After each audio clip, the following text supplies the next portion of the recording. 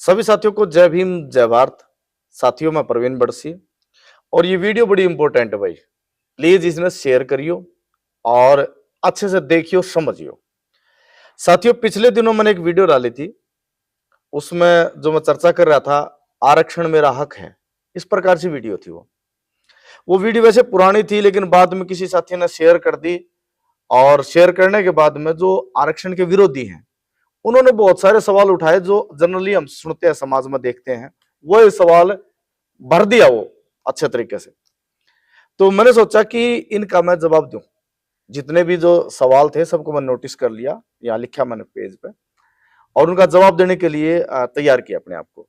लेकिन फिर ईमानदारी से स्वीकार करता हूं कि मुझे लगा कि जो मैं सवालों के जवाब दूंगा वो इतने अच्छे तरीके से नहीं दे पाऊंगा जितने अच्छे तरीके से हमारे साथी डॉक्टर विनोद कुमार जी दे सकते हैं। साथियों, मेरे फेसबुक पेज से आप डॉक्टर विनोद कुमार जी को पहले देख चुके होंगे। डॉक्टर विनोद कुमार जी जिनका गहरा अध्ययन है अंबेडकरी विचारधारा पर, इनका डॉक्टरेट का विषय भी अंबेडकरी विचारधारा और उनसे निकले राजनीतिक दल है। तो चीजों को बड़े अच्छे से समझते हैं, समझाते हैं। तो साथियों, जो सवाल थे उन सवालों को नोटिस करके और प्रत्येक सवाल का जवाब आज दिया जाएगा। जिन्होंने सवालों के जवाब वास्तव में चाहिए हो, सिर्फ हंगामा खड़ा करना मकसद ना हो, ईमानदारी हो, तो इस वीडियो ने अच्छे से देखियो। फिर कोई सवाल बचाओ फिर लिख दियो, फिर वीडियो बनावांगे। तो डॉक्टर साहब जय भीम जय भारत। जय भीम जय भारत। और थैंक यू डॉक्टर साहब आपका कि आप समय निकाला आपने। डॉक्टर साहब मैंने एक वीडियो शेयर की जिस पर मैंने लिखा आरक्षण मेरा हक है, और वो वीडियो वायरल जब हुई तो उस पर बहुत सारे सवाल आए। डॉक्टर साहब जो सवाल हैं वो हम जनरली देखते हैं, सुनते हैं ऐसे। तो पहला ही सवाल है कि आरक्षण क्या है, और जिस प्रकार मैं बोल रहा था कि मेरा हक है तो विरोधी बोल रहे थे कि भीख है। तो डॉक्टर साहब एक बार इसको क्लियर करें कि आरक्षण है क्या वास्तव में, ये हमारा हक है या भीख सर? रिजर्वेशन जो है ये हक है, राइट है, ये भीख नहीं है। और हक इसलिए है क्योंकि भारत के संविधान में इसका वर्णन है। भारत के संविधान के अनुच्छेद 15, 16, 323, 332 में इसकी चर्चा है, वहां लिखा गया है जी। और संविधान ही किसी भी कंट्री का, किसी भी देश का सबसे बड़ा दस्तावेज होता है, सबसे बड़ा उसी से सारे कानून निकलते हैं। संविधान से ऊपर कोई नहीं होता जी। जनता भी नहीं होती, जनता को भी फॉलो करना पड़ता है।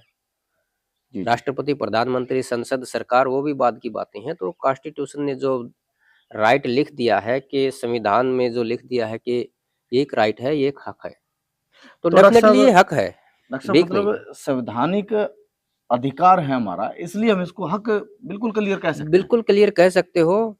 और ये जो विरोध करते हैं दूसरे जो लोग हैं, वो इसको भीख कहते हैं। इनको चलो भीख मान लेते, कैसे है बताओ? आपकी इच्छा है ना, ये तो बस उनकी इच्छा है, आपके पास जवाब है। और जो इसका विरोध करता है उसके पास जवाब नहीं, वो अपनी इच्छाओं को व्यक्त करे। आप अपनी इच्छाओं को व्यक्त नहीं करे, आप कॉन्स्टिट्यूशन को रेफर करके उसके आर्टिकल्स जो हैं उनको आप बता रहे हो, तो डेफिनेटली ये राइट है। डॉक्टर साहब आरक्षण है क्या फिर?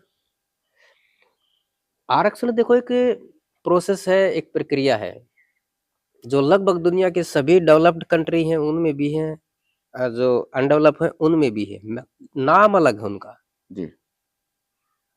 जैसे अमेरिका में इसको क्या कहते हैं? अमेरिका में इसको कहते हैं अफर्मेटिव एक्शन। जी। अब वहां पे 1964 में उन्होंने वहां पे लागू किया इसको।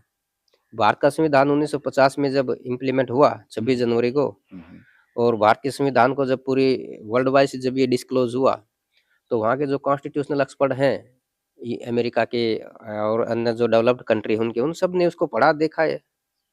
तो उन्होंने इसमें से ये देखा कि भाई इनमें सबसे अच्छी चीज कौन सी है जो हमारे संविधानों में नहीं है या हमारे पास नहीं है। तो उन देशों ने भी ये सोचा कि इसमें जो सबसे अच्छी चीज है वो एक समाज का जो सबसे दबा कुचला जो तबका है, जिसको दबाया गया हजारों सालों तक, उसको अगर अपलिफ्ट करना है, उसको ऊपर उठाना है, तो उसके लिए क्या किया जाए। जी। तो उसके लिए रिजर्वेशन यहाँ पे था कि उसको ऊपर उठाना है ताकि समानता आए। और वही चीज उन लोगों ने भी सीखी, हमारे संविधान से सीखी, इसलिए 1964 में आता है अमेरिका में अफर्मेटिव एक्शन, और भारतीय संविधान के बाद आता है, उन्होंने लागू किया।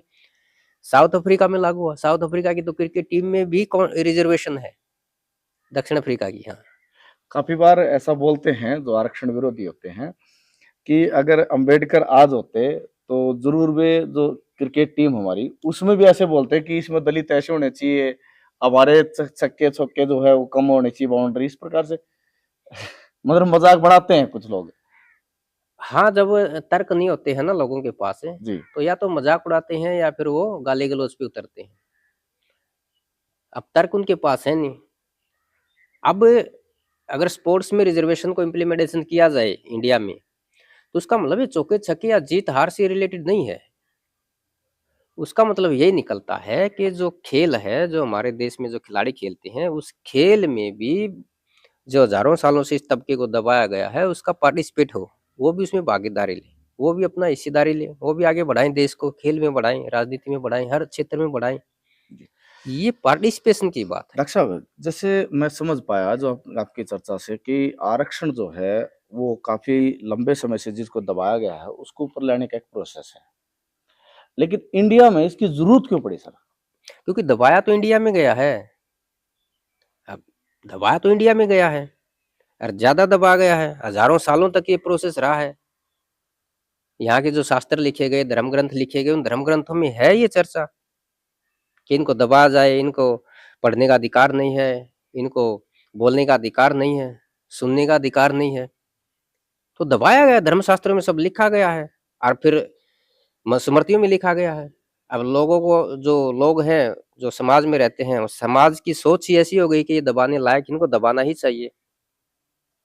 और जब ये चीजें चल रही थी तब तो चल रही थी, फिर पूरी दुनिया में रिवॉल्यूशन हुआ। जी जो दबे कुचले समाज के जो लोग हैं, उन लोगों के अंदर भी जागृति आई, क्योंकि उन समाजों में भी पूरी दुनिया में नेता पैदा हुए। जी जी भारत में बाबा साहब अम्बेडकर पैदा हुए, ज्योतिराव फुले पैदा हुए, रामास्वामी नायकर, तमाम लोग पैदा हुए। वहाँ पे नेल्सन मंडेला अमेरिका में, उसमें साउथ अफ्रीका में नेल्सन मंडेला हुए, अब्राहम लिंकन हुए अमेरिका में, और दुनिया के तमाम देशों में हुए। उन लोगों ने उनकी आवाज उठाई, आवाज उठाने से कि अब तो इनको हक देना पड़ेगा। फिर दुनिया भी बदल गई ना, कि लोकतांत्रिक मोड में दुनिया आई है, लोकतांत्रिक मोड में आई तो सभी की आवाजें वहां सुननी पड़ती हैं, सभी का महत्व है। तो इस वजह से ये चीजें ऊपर उभर के आई, ये देना पड़ा। जी। डॉक्टर साहब जो दूसरा सवाल है वो मैं देख पा रहा हूँ, ये कह रहे हैं कि जैसे आपने बताया कि हजारों सालों से दबाए गए थे, उनको ऊपर उठाने के लिए आरक्षण को लागू कर दिया गया, आपने जैसा बताया, और वो प्रोसेस चल रहा है। लेकिन जो विरोधी लोग हैं उनका ये मानना है कि जिनमें क्वालिटी नहीं थी उनको ऊपर लाया गया आरक्षण के द्वारा, जिससे क्या हुआ, देश को बैकफुट पे धकेल दिया। नहीं, ऐसा तो नहीं है कि देश बैकफुट पे गया या हुआ है। अगर बैकफुट पे, उनके पास कोई आंकड़ा नहीं है, उनके पास कोई अध्ययन नहीं है ये बात कहने का, बस अपनी इच्छाएं व्यक्त कर रहे हैं वो। इसके अलावा कुछ नहीं उनके पास, ना कोई रिसर्च है, ना कोई सर्वे है। अगर आप कोई रिसर्च देखोगे, सर्वे पढ़ोगे या और देखोगे इन सब चीजों को, तो जी वो इसके उलट हैं वो सारे। तो ऐसा नहीं कि बैकफुट पे गया, उससे पूछो कि कहाँ पे बैकफुट पे गया, कौन सी जगह पे गया, कहीं नहीं। डॉक्टर साहब ठीक है, उन्होंने तो बोल दिया कि बैकफुट पर गया, उनके पास आंकड़े नहीं है, आप बोल रहे हो, और ऐसा आंकड़े पेश करते भी नहीं हो। लेकिन उनका एक सवाल और बन जाता है कि आरक्षण को पा करके दलितों ने ऐसा कौन सा तीर मार लिया, क्या कर लिया, क्या बदल दिया उन्होंने? हाँ, देखो, क्या बदला है क्या नहीं बदला है, इसके ऊपर बहुत सारी रिसर्च हैं, बहुत सारी किताबें भी लिखी गई हैं। जी बाबा साहब अम्बेडकर 1942 में एक आंकड़ा पेश करते हैं, अंग्रेजों की जो वायसराय थे लॉर्ड लिनलिथगो साहब। अब उनके सामने एक, जो यूपीएस, उसमें आईसीएस होता था, इंडियन सिविल सर्विस, आज वो यूनियन पब्लिक सर्विस कमीशन हो गया है। जी उसमें पूरे देश का एक आंकड़ा, पूरे देश का मतलब उसमें पाकिस्तान जो आज का, वो भी भारत में था, 1942 की बात है। वहां पे लगभग 455 के आसपास आईसीएस अधिकारी पूरे देश भर में थे।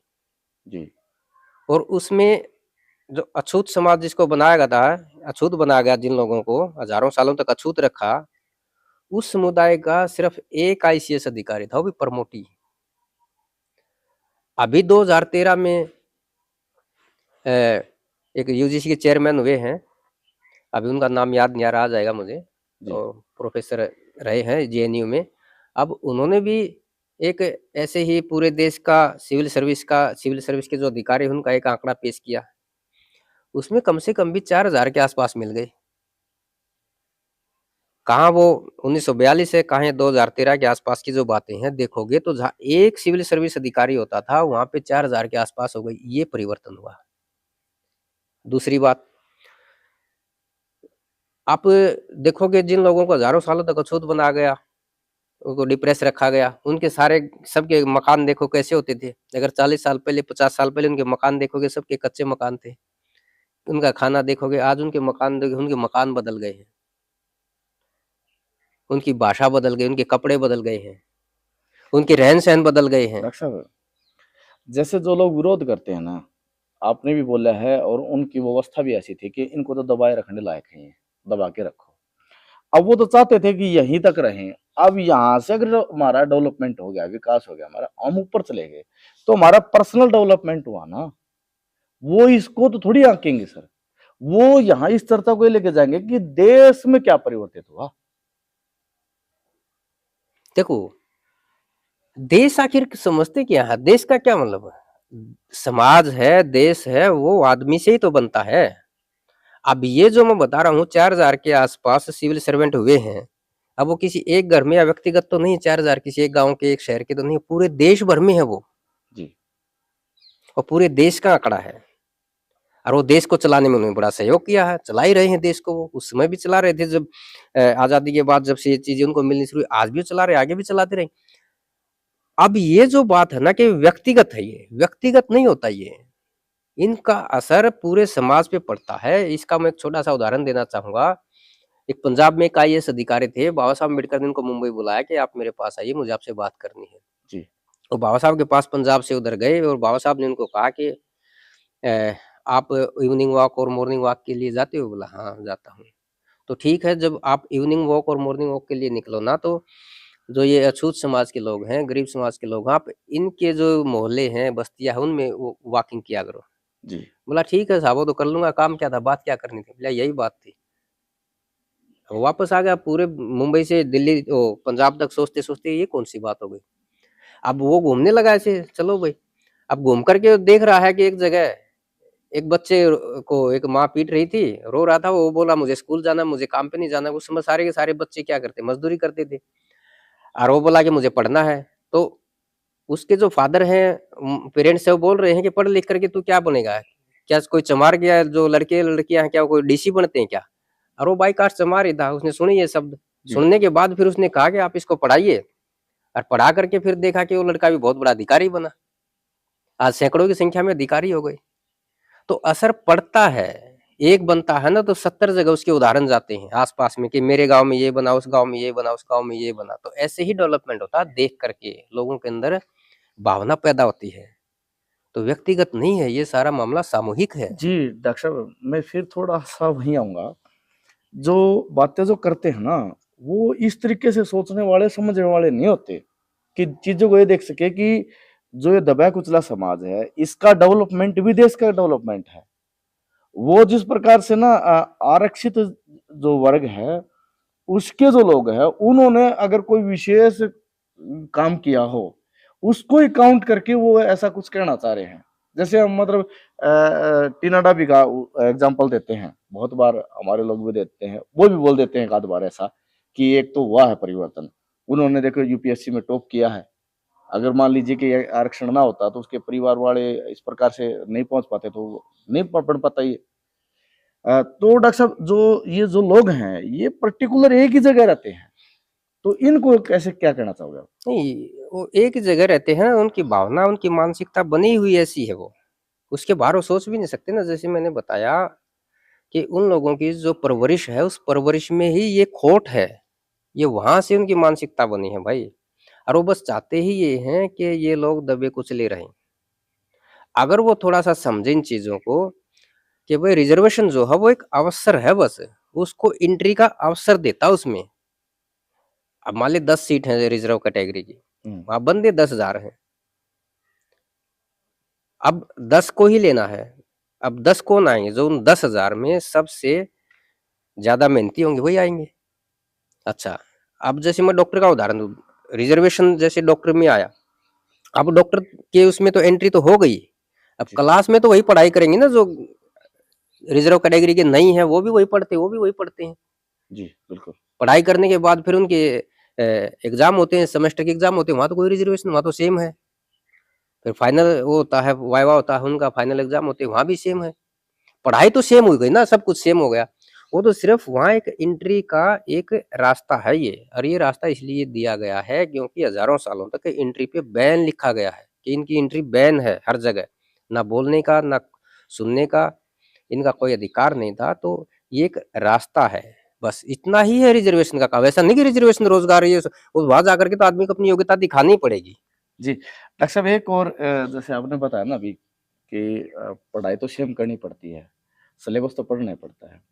लेकिन सवाल यहाँ भी आ जाता है कि लिखा आता है कई बार 33 नंबर वाला जज बन जाता है, 70 वाला रह जाता है। मेरिट जो है वो प्रभावित हो रही है। इससे जो है काबिलियत वाले जो है वो पीछे रह जाते हैं, बिना काबिलियत वाले आगे चले जाते हैं। ये फिर वो देश को जोड़ देते हैं कि देश का नुकसान हो रहा है। देखो, जी, ये जो बताया ना मैंने, जो सवर्ण मानसिकता है, जिसको मनोवादी मानसिकता भी कहते हैं, उसकी मानसिकता में, उसकी परवरिश में बचपन से खोट है ये। उनको उनके फैमिली मेंबर्स ने या उनके सोसाइटी ने, जिस समाज में पढ़े लिखे हैं, बड़े हुए हैं, वहाँ पे ये बताया सिखाया नहीं गया है कि समानता का अधिकार होता है।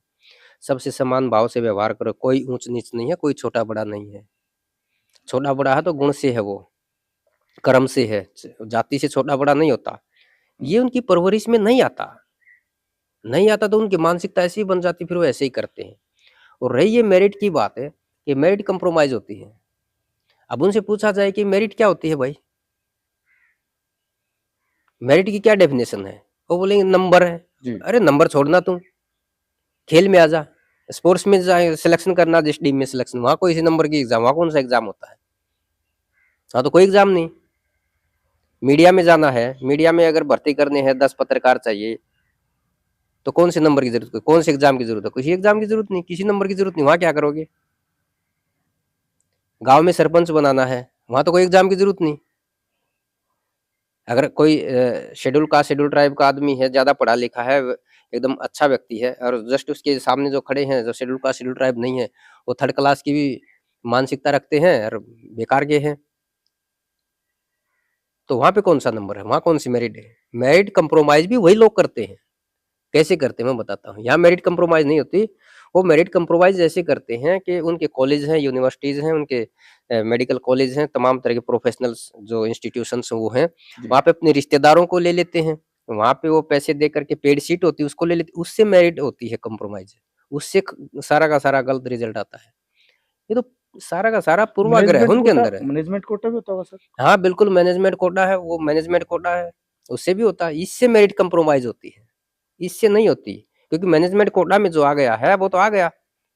अब डॉक्टर साहब जो बात है ना, हम जो बात कर रहे हैं और जो मेरी ऑडियंस कह लीजिए, जो मुझे देखते हैं समझते हैं, ज्यादातर जो है वो ग्रामीण इलाके से है। उनका जो सोचना ला लीजिए या फिर जो सवाल फेस करना ला लीजिए, वो सामान्य तौर पे होते हैं। और सामान्य तौर पे ये होता है कि एक कैटेगरी की जो कट ऑफ है वो रह गया 78 पे, और एक जो 63 वाला है वो नौकरी लग गया। अब ये जो 65 वाला है, 66 वाला है, 70 वाला, 73 वाला है, वो रह गया। अब यहाँ पर रोना शुरू कर देते हैं। हाँ इसका क्या जवाब दोगे आप? हाँ, देखो बिल्कुल सीधा सीधा दिखता है कि भाई 78 वाला है, ये रह गया है, और ये 63 वाला 60 वाला है, ये सिलेक्शन हो गया इसका। हालांकि इतना अंतर होता नहीं है, फिर भी जी, मान लेते मान हैं, लेते हैं। होता हाँ, नहीं इतना। ये मैं तो डॉक्टर साहब 78 73 लिया आया, ये तो 30 और 70 तो बड़ा सीधा है। हाँ, वो विरोध करने, देखो वो लोग क्या होता है, अब उनको विरोध करना है। अब एक आधा उदाहरण मिल भी जाता है ऐसा, कभी कभी मिल जाता है कहीं कहीं। जी, वो एक मतलब वो क्या कहते हैं उसको, अपवाद कहते हैं, अपवाद। अपवाद को लेकर के ही वो डिस्कशन करते हैं, और कुछ नहीं उनके पास। अब ये जो रिलैक्सेशन दी गई है ना, नंबर की रिलैक्सेशन है, एज की रिलैक्सेशन है, और फीस भरते हैं ना, एग्जाम की फीस की होती है, उसमें रिलैक्सेशन है। अब ये देखा जाए कि ये क्यों दी गई है, इसके रिलैक्सेशन देने का पीछे का क्या इतिहास है, क्या आधार है, वहां चर्चा ना तो रिलैक्सेशन, जो रिलैक्सेशन ले रहा हो ना वो जाना चाहता, और विरोधी हो तो जाएगा ही क्यों। अगर थोड़ा सा वहां जा जाए ना, तो ये चीजें भी बिल्कुल सही साबित होंगी। और ये जो बात आप कह रहे हो ना, ये संविधान सभा में भी उठी थी जी। कि भाई ऐसे तो फिर ये गलत हो जाएगा। तो इसके बाबा साहब ने बड़े अच्छे से जवाब दिए हैं। कॉन्स्टिट्यूएंट असेंबली डिबेट अगर हम देखते हैं, पढ़ते हैं, तो वहाँ पे बड़े अच्छे से जवाब हैं। उसमें ये है कि भाई शेड्यूल कास्ट का, शेड्यूल ट्राइब का, बैकवर्ड क्लास का जो भी आदमी है, उसको आपको भर्ती करना है और उसकी मिनिमम मार्क्स, मिनिमम क्वालिफिकेशन वहां तक जाइए आप, जहां तक वो मिल जाए उसको लेके आइए। जी। अच्छा, एक बात है। और दूसरी बात क्या है, एक बच्चा खूब अच्छे घर में है, एक बच्चा, एक समुदाय ही पूरा ऐसा हमारे देश में, तो जहाँ पूरे पेरेंट्स हैं पढ़े लिखे हैं, वेल एजुकेट है, पूरी सोसाइटी, सारे रिश्तेदार पढ़े लिखे हैं। एक बच्चा आदिवासी का बच्चा हो, जंगल में रहता है, ना माँ बाप पढ़े लिखे हैं, ना और कुछ पढ़ा लिखा, ना आसपास का माहौल में कोई पढ़ा लिखा उनको दिखता है, चारों तरफ उनके भेड़ बकरियां और जंगल है। वो बच्चा 100 में से 63 नंबर लेता है, और जिस बच्चे को सारी फैसिलिटी मिली हुई है, आज से नहीं हजारों सालों से मिल रही है, और उसको हजारों सालों से जंगल में गिराया गया है, वो 73 नंबर लेता है। अगर सामान्य चर्चा की जाए तो ये 63 नंबर जो लिए हैं इस आदिवासी के बच्चे ने, ये ज्यादा इंटेलिजेंट है उस 73 वाले से, ये जी, ज्यादा बिल्कुल। आगे निकलेगा। ये इसको अगर ये इसको उल्टा कर दिया जाए, उस बच्चे, अडानी के, अंबानी के बच्चे को आदिवासियों के जंगल में छोड़ दे, और जंगल में से आदिवासी के बच्चे को लेकर के अडानी और अंबानियों के महल में रख दो, और फिर उनकी एजुकेशन होने दो, और फिर देखना फिर क्या होगा। ये अगर उल्टा हो जाए तो सिस्टम में, तो भाई ये बिल्कुल। चीजों को पैरेलल करने के लिए, जो उबड़ खाबड़ मची हजारों सालों तक इस देश में, जो ऊंच नीच की खाई रही है, उसको समतल करने के लिए, उसको पाटने के लिए, उसको थोड़ा सा ऊपर उठाना पड़ता है, उसको थोड़ा रिलैक्सेशन देना पड़ता है। जैसे एक परिवार में 4 बच्चे हैं, ठीक है, माँ है, बाप है, चारों बच्चों को समान भाव से देखते हैं, समान प्यार करते हैं। उनमें से एक बच्चा कमजोर हो गया है, बहुत कमजोर है, बीमार हो गया है, तो उसको लिए, इसके लिए अलग से डाइट रखेंगे कि वो इसको दूध है, बाकी बच्चों को दूध नहीं देंगे, भाई इसको दूध देना चाहिए, और उसको फ्रूट मिलेगा, दूध मिलेगा, उसकी सेवा अच्छे से की जाएगी। अब कहें कि ये भेदभाव हो गया, भेदभाव नहीं है, उसको समानता के स्तर पे लाने के लिए, उसके पैरेलल लाने के लिए। तो ये वही रिजर्वेशन है जो हजारों सालों से कमजोर रह गए हैं, दबाए गए हैं, डॉक्टर साहब, उनको। यहाँ एक सवाल और बन गया। एक सवाल ये बन गया, जो लोगों ने उठा भी रखा है, मैंने देखा है यहाँ पे। आपने कहा कि एंट्री करवा दी, जो काफी लंबे समय से जो दबे थे, कुचले थे, उनकी एंट्री करवा दी। उसकी एंट्री होगी एक बंदे की, वो जॉब लग गया। अब फिर वो क्या करेगा कि अपने बच्चे को भी जॉब लगवाएगा, फिर वो तैयारी करवा करके अपने बच्चों को भी, यू पीढ़ी दर पीढ़ी जो कामयाब जो लोग हैं, जो समाज में बोलते हैं नौकरी वालों को कामयाब है, वे अपने परिवार को ऐसा माहौल दे करके और आरक्षण के बलबूते पे आगे बढ़ते रहते हैं। और जो बेचारे जिनका घर में नौकरी नहीं है, इन्वायरमेंट नहीं है, वो कंपटीशन से लड़ते हैं, वो रह जाते हैं। फिर ये सवाल आ जाता है कि जो एक बार आरक्षण ले लिया, अब उसने अपने भाई के लिए छोड़ देना चाहिए। हाँ, देखो ये भी एक विरोध का तरीका है, अभी अभी निकला है, जी। है ना। तो ये चीजें जो है ना, ये विरोध के नए नए हथकंडे हैं। अब मान ले मैं लग गया, मैं इस जिले का मैं कलेक्टर लग गया, जी। ठीक है, अब कहेंगे कि भाई आपको रिजर्वेशन छोड़ देना चाहिए। क्यों छोड़ देना चाहिए? क्योंकि आप तो कलेक्टर हो गए हो, ठीक है। अच्छा, इससे क्या होगा? इससे जो दूसरे आपके भाई बंद है ना, समाज के जो गरीब लोग हैं, उनको एक रास्ता मिलेगा, उनकी सीट है, वो आएंगे आगे। जी। अच्छा, अब सवाल ये है कि यूपीएससी की जो तैयारी करते हैं उसमें लाखों रुपया खर्च होता है। अब जो ग्रामीण में एरिया में जो मेहनत मजदूरी करते हो, कहाँ से लाखों रुपए खर्च करेंगे? और उदाहरण भी उसका देंगे, जो पंचर बनाता है, सब्जी बेचता है, और छोटा मोटा मजदूरी का काम करता है, कि वो उसका बच्चा, अरे उसका बच्चा तो जा ही नहीं सकता वहां तक, भाई कैसे जाएगा वो? अब कलेक्टर का लड़का कभी ये ग्रुप डी की तैयारी करेगा, कभी क्लर्क लगना पसंद करेगा, कभी कांस्टेबल में जाएगा, कभी वो नहीं करेगा इनकी तैयारी। वो कलेक्टर का लड़का है तो कलेक्टर की ही तैयारी करेगा। वहां भी तो कंपटीशन बने ना। मान लिया अगर 2000 कलेक्टर हैं schedule caste, schedule tribe, backward classes के, जिनको रिजर्वेशन मिलता है, अब उनके जो लड़के लड़कियां हैं, अगर वो कलेक्टर की तैयारी करते हैं और दूसरे और भी करते हैं नए, तो वहां भी कंपटीशन है आपस में, और बहुत जबरदस्त कंपटीशन है, वहां से भी क्रीम निकल के आती है। अब जिनके वो उदाहरण देते हैं ना, सब्जी बेचने वाला, पंचर लगाने वाला, मजदूरी करने वाला, उनके बच्चे आते हैं, उनके बच्चे कहाँ हैं? ग्रुप डी का एग्जाम देंगे, उनके बच्चे कांस्टेबल बनेंगे, आर्मी में कहीं भर्ती हो जाए, या और जो क्लास 3 या क्लास 4 की जो जॉब्स हैं, वो उनके लिए प्रिपरेशन करते हैं। अब उनका और उनका कहाँ टकराव हुआ? कलेक्टर के लड़के तो बड़ी पोस्ट के लिए तैयारी करते हैं, वो छोटी पोस्ट के लिए करते हैं। ये एक पीढ़ी का गैप हो जाता है। मान लिया आज जिसको ग्रुप डी की नौकरी मिल गई है या कोई क्लर्क बन गया है, हाँ वो अपने बच्चों को क्लर्क बन गया है, वो अपने बच्चों को यूपीएससी की प्रिपरेशन के लिए तैयारी करवा सकता है। छोड़ देने से क्या होगा, वो खाली रहेंगी सीट फिर। छोड़ना कोई समाधान नहीं है ये। और वो अगर ये जो एक मिनट सब नहीं, मैं एक तर्क और देना चाहूंगा, अभी मुझे रोकिए मत इसमें। अगर ये फॉर्मूला अगर वो बोलते हैं कि इंसाफ है ये उनके प्रति, अब फिर तो ये कहोगे ये जो बनिया जो गरीब लोग है, बनिया जाति में मुकेश अंबानी, रिया अडानी सारे बनिए लोग हैं, बड़ी बड़ी इंडस्ट्रियां लगा करके अमीर बन गए, उनके ऊपर बैन लगाना चाहिए। तुम मत लगाओ भाई, ये कंपनियां भी रोको तुम, ताकि गरीब बनिए वो भी ऊपर उठे, उनको भी करने दो। जो मंदिरों में सैकड़ों सालों से पुजारी बने बैठे हैं, लाखों करोड़ों के मालिक हो गए जो ब्राह्मण समुदाय से जो लोग हैं, और जो गरीब ब्राह्मण है उनको रोको भाई कि तुम हटो यहाँ से, तुमको छोड़ देना चाहिए पुजारी तो, या और जो धन संपत्ति इन गरीबों को दे दो थोड़े, ये भी अमीर हो जाएंगे। और जो दूसरे समुदाय हैं, जो खेती समुदाय खेती करते हो, वो करोड़पति हो गए हैं। अब उसी समुदाय में गरीब लोग भी हैं, तो उनको भी बोलो तुम छोड़ दो भाई इसको, तुम तो करोड़पति हो गए ना, अब दूसरे गरीब है तुम्हारी जात के, अब उनको भी तो ऊपर उठने दो। वो ये फॉर्मूला वहां भी लागू कर लो। अब कौन कहेगा ये इंसाफ है? ये इंसाफ नहीं है, ये नाइंसाफी है। तो हर जगह लागू करके देखो कौन मानेगा। हमको सलाह देंगे, जो रिजर्वेशन बेनिफिशरीज है ना, उनको सलाह सूचन करेंगे सारा का, तुम्हारे ऊपर लागू कर लो। अच्छा डॉक्टर साहब एक और भी है, मैं भी इसमें ऐड कर दूं, जिन्होंने हमारे ऊपर उठने तक प्रॉब्लम है, जिन्होंने हमारे आरक्षण तक प्रॉब्लम है, जिन्होंने हमारे ज्ञान तक संविधान तक एलर्जी है, वो हमारे निचले तबके के बारे में इतना प्रेम करत लिए प्रेम नहीं है, मतलब सोचो भाई उसके बारे में क्यों सोच रहा है, मतलब ये समझ नहीं आ रहा मेरे को। मैं भी इसमें ऐड करना चाहूंगा कि कमाल नहीं हो गया भाई, तुम इतने शुभचिंतक कहां से हो गया हमारे कि तुमने वो दिखने लगा कि वो रह गया एक भाई। इतने शुभचिंतक अगर होते देश में तो इस प्रकार का माहौल क्रिएट नहीं होता। जी डॉक्टर साहब एक फिर ये आगे चर्चा, आजकल आप भी देख रहे हो कुछ राजनीतिक पार्टियां चर्चा करती है इस विषय पर, तो कि जो आरक्षण है वो दबे कुचलों के लिए है जो पीछे रह गए हैं। अब गरीब और दबे ये हर जाति में हर वर्ग में मिल जाते हैं, तो क्यों ना उनको ऊपर उठाने के लिए भी उनको भी मदद दी जाए।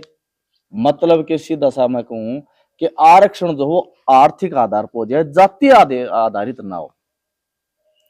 देखो जैसे मैं बता गया, रिजर्वेशन की जो उत्पत्ति हुई है वो एक इतिहास से, इतिहास का जो शोषण है, इतिहास में जो व्यवस्था समाज व्यवस्था रही है, वो उसकी उत्पत्ति का आधार है। जी गरीबी नहीं है, आरक्षण कोई गरीबी उन्मूलन कार्यक्रम नहीं है कि इसको गरीबी दूर करना है या गरीबों को ऊपर उठाना है। ये बकवास है, कोरी बकवास है ये जो भी करते हैं। ना कॉन्स्टिट्यूशन में इसकी कहीं चर्चा है, ना संविधान के उस समय जो विशेषज्ञ थे या संविधान को बनाने वाले लोग थे उन्होंने भी इसको नकारा था। वहां भी आई थी ये बात है, संविधान सभा में भी आई थी, वहां भी वो बेउद्देश्य साबित हो गए थे। क्या फालतू ये बकवास करते हैं, आरक्षण का आर्थिक आधार पे हो क्यों हो, ये कोई गरीबी उन्मूलन का कार्यक्रम है क्या?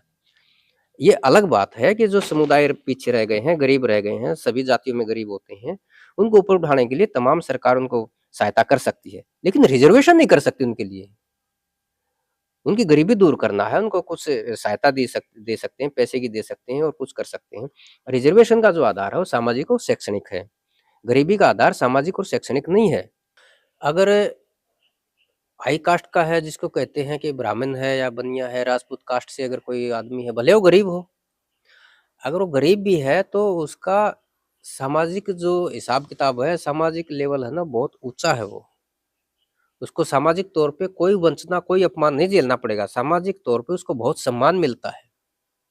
तो इसलिए जो रिजर्वेशन का जो बेस है वो जातिवाद के आधार पे जो सताए गए लोग हैं उनको जाति के हिसाब के ऊपर ही दिया जाना चाहिए, क्योंकि बेस ही ये है अत्याचार का। रिजर्वेशन का जो बेस है वो आर्थिक आधार पे नहीं हो सकता, क्योंकि जो वंचना हुई है, जो अन्याय, अत्याचार और शोषण का जो आधार है भारत में, वो आर्थिक नहीं है। भारत में गरीब आदमी के ऊपर अत्याचार नहीं होता, भारत में अत्याचार का बेस कास्ट है। तो इस एक मिनट मुझे एक लाइन और डालनी पड़ेगी। उस अत्याचार को अगर खत्म करना है, उनको ऊपर उठाना है, उन लोगों को जिनके ऊपर अत्याचार होता है उनको सुरक्षा देनी है, तो जात उनको ऊपर उठाने का जो भी आधार बनेगा, चाहे रिजर्वेशन हो चाहे अफर्मेटिव एक्शन हो, जात के ऊपर ही आएगा, इसलिए जरूरी है ये। जी डॉक्टर साहब फिर चर्चा न वही चली जाती है दोबारा से उन लोगों की कि जैसे मान लीजिए कि जातिवाद के कारण उनको आरक्षण दे दिया गया, है जातिवाद उनके साथ। अब इस आरक्षण से फिर वो कह रहे हैं कि हम वंचित रह गए, हम पीछे रह गए, हमारा जो समाज है वो पीछे रह गया। इसको कैसे देखोगे आप? उनको नहीं, किस बात को क्लियर कैसे करोगे सर? ये तर्क देते हैं ऐसे। अब पूछो कैसे पीछे रह गया? गरीब लोगों को ऊपर उठाने में दूसरे लोग कैसे पीछे रह जाएंगे? अब ये तो ये चाहते हैं ना कि सारी की सारी चीजें हमारे पास हों। अगर 100 वैकेंसी निकली, 100 नौकरियां, 100 की 100 मेरे पास हों बस। अब ये तो ये अन्याय, ये तो एक इंसाफ का ना इंसाफी। ये तो उनका किस आधार पे कह सकते हैं भाई हो गया? अभी तो जितने आदमी हैं वो जनसंख्या के आधार पे दिया गया है। मेन कारण तो वो है, जितने शेड्यूल कास्ट के लोग हैं 15.5% हैं, शेड्यूल ट्राइब के लोग हैं 7.5% हैं, उतना ही है उनके पास, 100% कहाँ है? अच्छा, दूसरी बात, जो जनरल कैटेगरी के लोग हैं उनकी पॉपुलेशन है कितनी? मुट्ठी भर लोग हैं वो तो। अगर 22.5% इनका निकाल दें, 27% शेड्यूल उसका बैकवर्ड क्लास का निकाल दें, 27 और 22.5 49% हो गया। जी। तो 51% कितने लोग? 15% लोगों की संख्या नहीं बनती उनकी, जिनको हम जनरल कैटेगरी कहते हैं पूरे देश में अगर गिना जाए तो। अब 15% लोगों 51% उनका तो है रिजर्वेशन, कम है क्या? अब कौन कहेगा कि ये नाइंसाफी है? तो इंसाफ हो गया। अगर थोड़ा हम, आप मुझे टाइम दो, 1-2 मिनट के लिए, तो इसका ये जो सवाल है, जब देश में रिजर्वेशन की शुरुआत हुई वो आजादी से पहले हो गई थी। जी। कोल्हापुर रियासत में छत्रपति शाहू महाराज जो महाराजा थे, शिवाजी महाराज के वंशज थे वो, तो उनके जो रियासत थी, उस रियासत में उन्होंने 26 जुलाई 1902 को कर दी थी। जी। उसके सामने भी ये तर्क, उनके सामने भी ये तर्क आया था कि भाई अगर ऐसे करोगे तो उनके जो प्रधानमंत्री थे ब्राह्मण थे, कि अगर इन बैकवर्ड क्लास के ये जो अछूत लोग हैं इनको आप प्रशासन में ले आओगे तो प्रशासन है ये ठीक से चल नहीं पाएगा, तो बैक गियर लगेगा। तो महाराजा बड़े समझदार महाराजा थे, वो ब्राह्मण प्रधानमंत्री थे उनके, उसको लेके गया घोड़ों के अस्तबल में जहाँ पे घोड़े रखे हुए थे। सबके घोड़ों के गले में अपना अपना चारा टांग देते हैं ताकि मजबूत घोड़े, कमजोर घोड़े अपना अपना चारा खा लेंगे वो। आज भी जहाँ घोड़े के अस्तबल में ऐसे ही खाना दिया जाता है घोड़ों को। जी। तो प्रधानमंत्री को महाराजा ने कहा कि ये सब घोड़ों के मुंह से जो चारा बांधा हुआ इसको हटा करके एक जगह डाल दो, एक जगह एक ढेर डाल दिया, सारे घोड़ों को खोल दो। जो मजबूत और तंदुरुस्त घोड़े थे वो आगे निकल गए और उन घोड़ों को मारना शुरू कर दिया, सारा चारा वो खा गए। बोला और डाल दो चारा, और चारा एक जगह डाल दिया। जो मजबूत और पहले से तंदुरुस्त थे आगे थे, वो फिर चारा खा गए। तो फिर महाराजा ने उससे पूछा प्रधानमंत्री से जी। कि अब इन कमजोर घोड़ों का क्या किया जाए, इनको मरने दें, कितना ही चारा डालो ये सब मजबूत और तंदुरुस्त घोड़े खा जाते हैं। ये वाली व्यवस्था सही है या सबको अपना अपना दे दिया वो वाली व्यवस्था सही है?